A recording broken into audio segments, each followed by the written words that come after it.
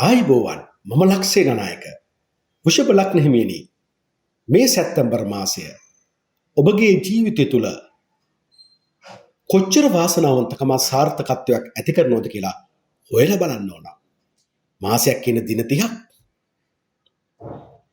වෘෂභ ලග්න හිමියනි ඔබගේ පෞරුෂත්වය ඔබගේ නමට ලැබෙන වටිනාකම ඔබගේ මනස ක්‍රියාත්මක වන ආකාරය ගැනයි මම මේ කියන්නේ. ඔබ බොහෝ අවංකව වැඩ කටයුතු කරන්න පුළුවන් වටපිටාවක් ඔබට ගොඩනගනවා. හැබැයි මේ දේවල් ලස්සනට තියෙන්න ඕන. මනසින් ලස්සන දකින්න කැමති කෙනෙක් ඔබ. හැබැයි ඉක්මනින් ක්‍රියාකාරීත්ව වෙන ගතියක් ඔබට තියෙනවා අවට වටපිටාව තුළ එහි සුභා ධර්මයට අනුව. ඒත් එක්කම වටපිටාව ලස්සනව තබා ගන්න ඔබට උවමනාවක් තියෙනවා.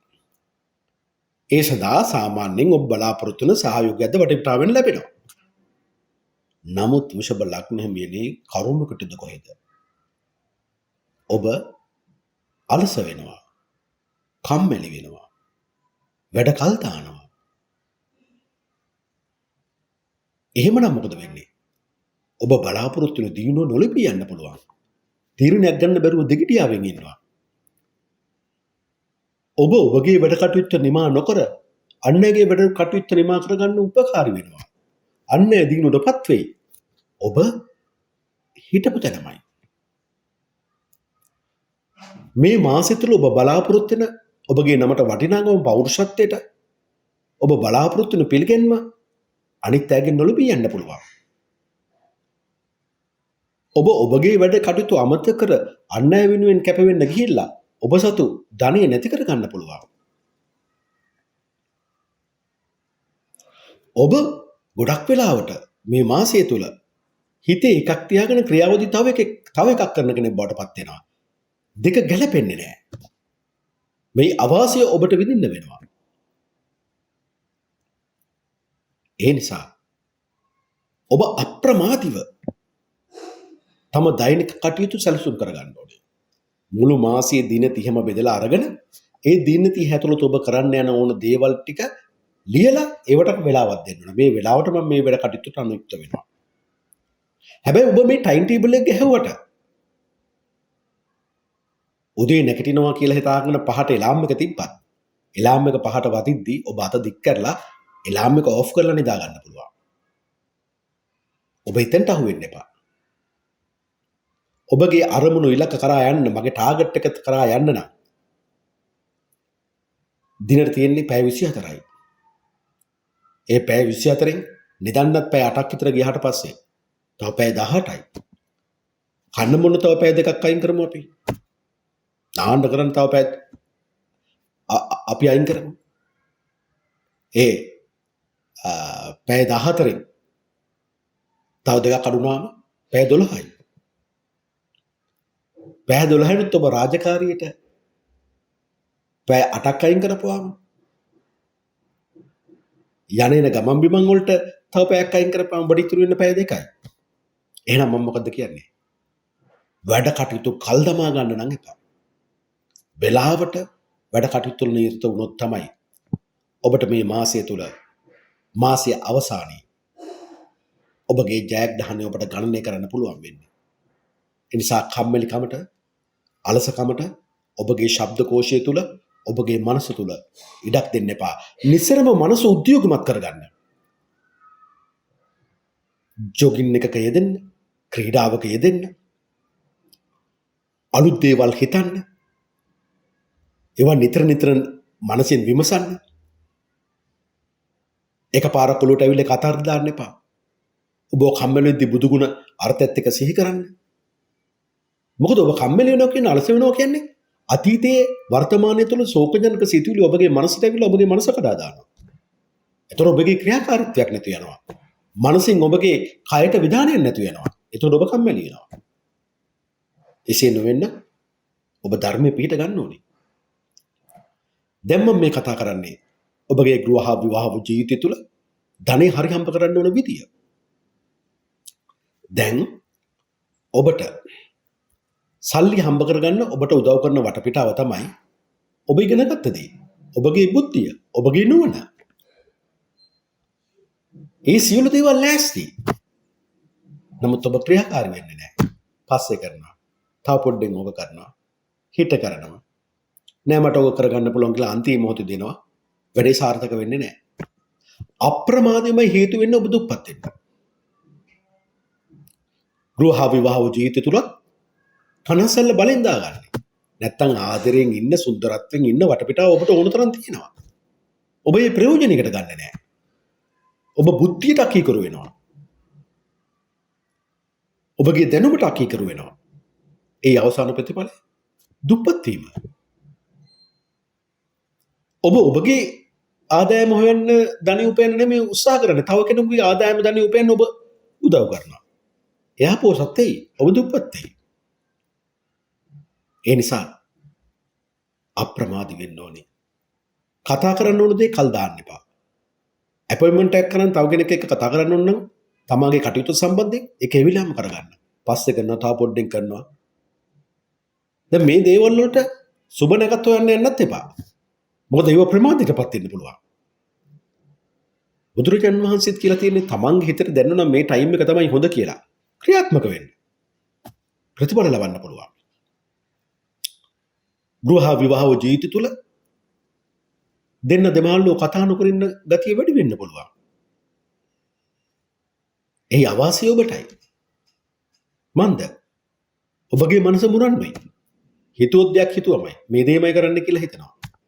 ඒ ප්‍රතිඵලය ඔබ දිනුවටපත් වෙන්නේ නැහැ. ඔබ නිසා අන්නේ දිනුවටපත් වෙන්න පුළුවන්. දැන් මම මේ කතා කරන්නේ ඔබගේ උත්සාහය ගැන වශබලක් නෙමෙයි. ඔබගේ උත්සාහයට බාධාවක් නැති වෙනවා. මේ බාධාවක් නැති වුණාට කවුරු හරි කෙනෙක් ඉන්න ඔබව අත දීලා ගොඩ ගන්න. විවාහක නම් ඒ ඔබගේ බිරිඳ ස්වාමියා වෙන්න පුළුවන්. ඔබ අවිවාහක නම් ඔබගේ පියාමව හෝ ඔබගේ හවුල්කරුවෙක් වෙන්න පුළුවන්.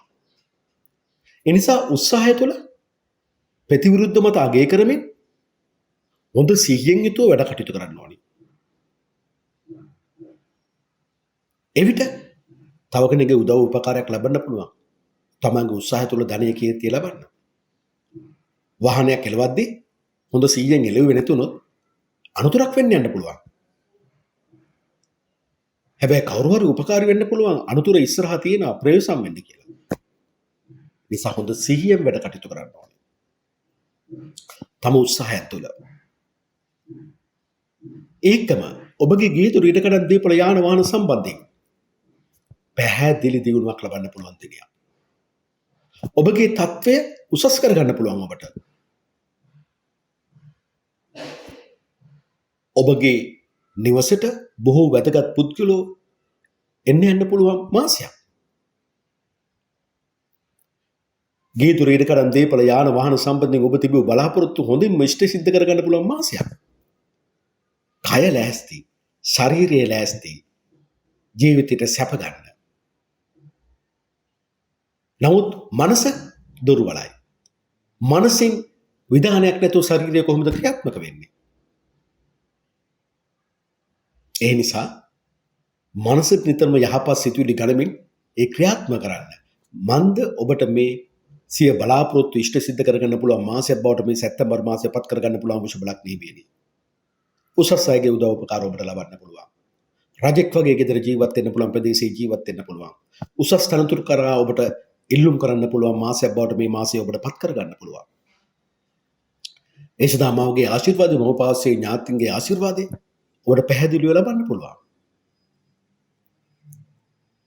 ඒ සඳහා ඔබට අන් අයගේ උදව් උපකාර ලබන්න ඔබ උත්සාහවන්ත වෙන්න ඉල්ලා සිටින්න.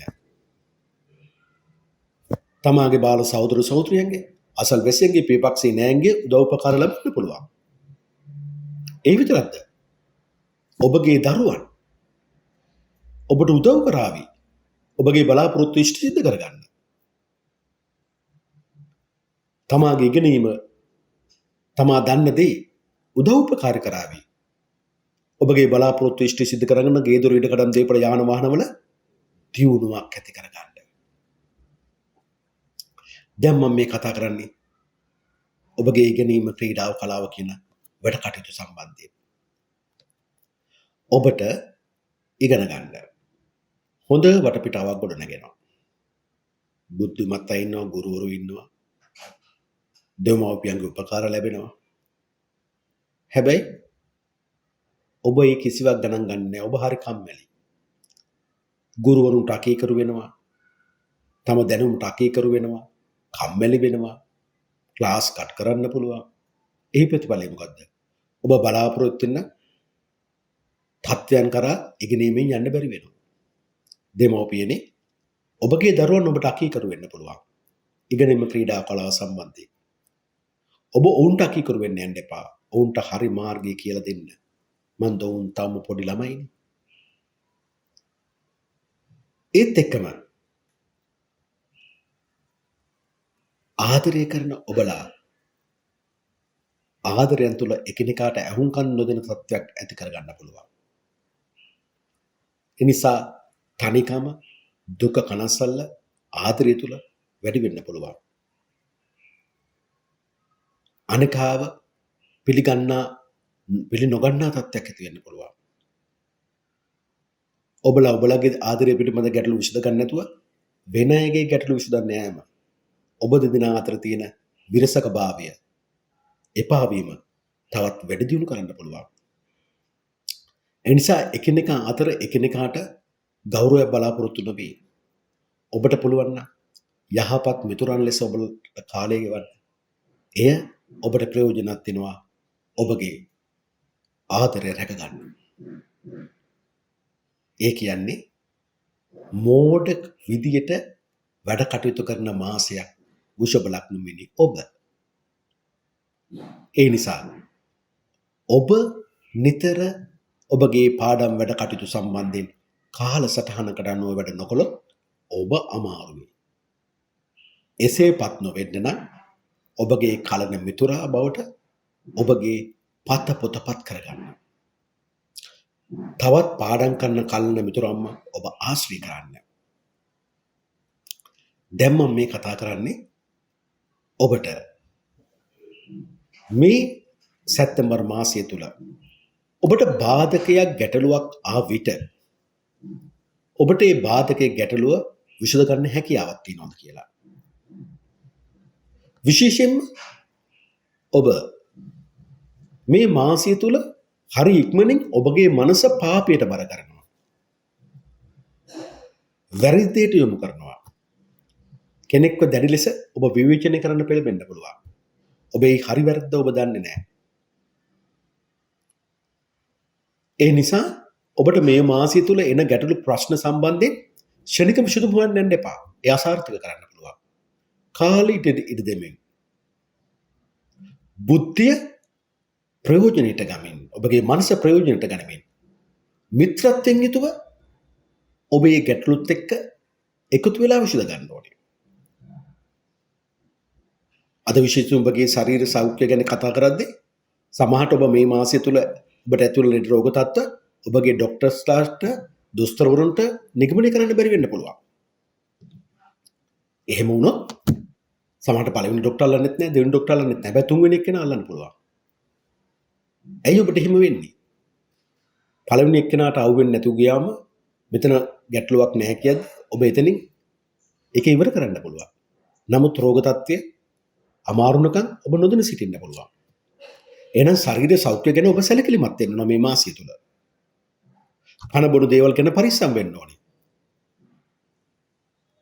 ඔබ ඔබගේ යටතේ ඉන්න සේවක සේවිකාවන් ඔබ දෙන්න වැඩේ හරියට නොකරන්න පුළුවන්. ඒ නිසා ඔබ ගැටලුවට මුහුණ දෙන්න පුළුවන්. ඔබ උන්ට වැඩ බාර දීලා සුපරීක්ෂාවෙන් ඔවුන්ව මෙහෙවන්න ඔබ ශක්තිමත් වෙන්න ඕනේ. මේ මාසේ ඔබට කරදරයක්, ප්‍රශ්නයක්, ගැටලුවක්, මුදල් අතමාරුවක් වුණොත් දෙන්න කවුරුත් නැති වෙන්න පුළුවන්. ඒ නිසා හදිසි නොවි ප්‍රශ්න ගැටලු හමු වේ. කාලෙට ඉඩ දෙමින් මිත්‍රත්වයෙන් යුතුව ඔබ ඒ විසඳා ගැනීමට උත්සුක වෙන්න ඕනේ. මේ මාසය තුල ඔබට අන් අයගේ උදව් උපකාර තියෙනවද? ඔබට උදව් උපකාර ලැබෙන වටපිටාවක් තියෙනවා. නමුත් ඔබ ඒක ගන්නෙ නෑ. ඉල්ලන්න ඕන කියනෝනේ ලැබෙන්න. ඉල්ලීමෙන් තොර ලැබීමක් නෑනේ. ඔබ ඉල්ලන්න ප්‍රමාදයටපත් වෙනවා. එතකොට ඉල්ලන වෙලාවේදී ඔබට දෙන්න පුළුවන් ඒ සහයෝගය ඔවුන්ට දීමට නොහැකි වෙනවා. ඒ නිසා මේ මාසය තුල ඔබ තවත් අයත් එක්ක හවුලේ වැඩ කටයුතු කළොත් ඔබට පාඩු සිද්ධ වෙන්න තියෙන අවස්ථාව වැඩි. ඒ නිසා තමාගේ වැඩ කටයුතු තමාම තනියෙන් බුද්ධිමත්ව හිතලා වැඩ කටයුතු කරගන්න තරමට ඔබ අන් අයගෙන් රැවටෙන ගතියෙන් ඔබට වැළකෙන්න පුළුවන්. දැන් මම මේ කතා කරන්නේ ඔබ කොපමණ වාසනාවන්තද මේ මාසය තුල નિરાයාසයෙන් දියුණුවක් ලබන්න. ඔබට ඔබගේ වාසනාව දෙවියන්ගේ ආශිර්වාදය ඔබට ලබන්න පුළුවන් වටපිටාවක් ඔබට ගොඩ නැගෙනවා. හැබැයි ඔබ ලීසියෙන් හිතුවොත් මට මේ දේවල් ලැබෙයි වැඩි මහන්සියක් වෙන්න ඕනේ නැහැ කියලා. එහෙම ලැබෙන්නේ නැහැ. ඔබ බලාපොරොත්තු වෙන දේයින් වාසනාව විදියට ඔබට ඔබගේ බලාපොරොත්තු ඉෂ්ට සිද්ධ කරගන්න කර්ම විශ්ින් ඔබට දෙන පින තමයි 140යි. ඒ තුල ඔබ පීඩාවටපත් වෙනවා. ඒ තුල ඔබගේ බලාපොරොත්තු වෙන මට්ටමින්ම ඉෂ්ට සිද්ධ නොවී යනවා. ඒ නිසා ධර්මයට බොහෝ කැප වෙන්න ඕන මාසයක්. ධර්ම අවබෝධය තුල ඔබ ගමන් කරන්න ඕනේ. දෙවියන්ගේ ආශිර්වාදය ලබන්න. අවංකකම ඇති කර ගන්න ඕනේ. පරාර්ථකාමී සිතුවිලි ගන්න ඕනේ. පුරුෂ වීරියෙන් වැඩ කටයුතු කරන්න ඕනේ. ඔබගේ සිය වෘත්තීය කටයුතු වලදී ඔබට බොහෝ උගත් අය පහසුවෙන් ලැබෙන වටපිටාවක් තිබුණාට ඔබගේ හිත හයිය මදි වෙන්න පුළුවන්. අවංක මදි වෙන්න පුළුවන්. පුරුෂ වීරිය මදි වෙන්න පුළුවන්. ඔබ බලාපොරොත්තු වෙන අරමුණ ඉලක්ක කරා යන්න. එහෙමනම් වෘත්තීය මට්ටමින් ජයග්‍රහණයක් ලබන්න නම් ඔබ අනිවාර්යෙන් කරන කියන වැඩ කටයුත්තේදී පූර්ණ අවංකත්වයකින් යුතුව ආත්මාර්ථකාමීත්වයෙන් තොරව මම විතරක් යහපත් ප්‍රතිඵල ලබන්න ඕන කියන ආත්මාර්ථකාමී ප්‍රතිපත්ති වලින් තොරව මම වගේම අනිත්‍යටත් යහපතක් වේවා මම මේ කරන වැඩ කටයුතු තුල කියලා ඔබ එය හොඳට හිතට අරගෙන වැඩ කටයුතු කළොත් තමයි ඔබට එහි සාර්ථකත්වය ලබන්න පුළුවන් වෙන්නේ. ඒත් එක්කම ඔබගේ ව්‍යාපාර කටයුතු සම්බන්ධව දැන් මේ කතා කරන්නේ. ව්‍යාපාර කටයුතු සම්බන්ධයෙන් ඔබ නොමගට යවන මිතුරු ව්‍යාපාරික ප්‍රජාවක් මේ මාසය තුල ඔබ පිටුපස පෙළ ගැහෙන්න පුළුවන්. ඒ තුල කබලෙන් ලිපට වැටෙනවා වගේ පාඩුවෙන් පාඩුවට ඔබපත් වෙන්න පුළුවන්. බඩු විකිණලා තියෙනවා. නමුත් මුදල් නැහැ කියලා ඔබට ගැටලුවක් ඇති වෙන්න පුළුවන්. ඒ නිසා මේ මාසය තුල ඔබගේ ව්‍යාපාර කටයුතු සම්බන්ධයෙන් වැදගත් තීන්දුව ගන්න හොඳ මාසයකුත් නෙමෙයි. ඒ නිසා බාධක ගැටලු වෙන්න පුළුවන්. නමුත් මේ බාධක ගැටලු වලට ඔබ පිළිතුරු දෙන්න ඕනේ. තම බුද්ධිය අවදි කරගන්නමින්. තනි වෙන්නේ නැතුව කරන වෙළඳ ව්‍යාපාර කටයුතුදී ඔබගේ පාරිභෝගිකයත් එක්ක සහයෝගයෙන් යුතුව ඔබ වැඩ කටයුතු කරන්න ඕනේ. අන්න එතන තමයි ඔබගේ ජයග්‍රහණය ඔබට රැඳිලා තියෙන්නේ. හොඳින් මතක තියාගන්න. කුෂ බලක් නෙමෙයි. ඔබගේ මනසට යහපත් සිතුළු ඇවිල්ලා ක්‍රියාත්මක වීම දුර්වල කරනවා. නමුත් හදවතින් ඔබ ශ්‍රේෂ්ඨයි. හැබැයි හදවතේ ක්‍රියාකාරීත්වයට සැපදුක තියෙන්නේ හදවතේනේ. සොම්නස තියෙන්නේ මනසේ. සොම්නස නැති වෙලා දුම්නසනේ වැඩි වෙන්න තියෙන්නේ. දුම්නස වැඩි වුණාම ඔබට මාර්ගයේ හරියට අහු වෙන්නේ නැති වෙන්න පුළුවන්. තමාගේ ජීවිතයේ දියුණුව කරා ගමන් කරන්න. ඒ නිසා හොඳ හයිය හදවතක් තියෙන නිසා ගෞරවනීය හදවතක් තියෙන නිසා මනසත් ධර්ම අවබෝධය තුළ ඔබ අවදි කරගනිමින් තමාගේ ජීවිතයට මුහුණ දෙන්න ඔබ ශක්තිමත් වෙන්න ඕන මේ සැප්තැම්බර් මාසය තුලදී. ඔබ සැමට තෙරුවන් සරණයි. දෙවි පිහිටයි.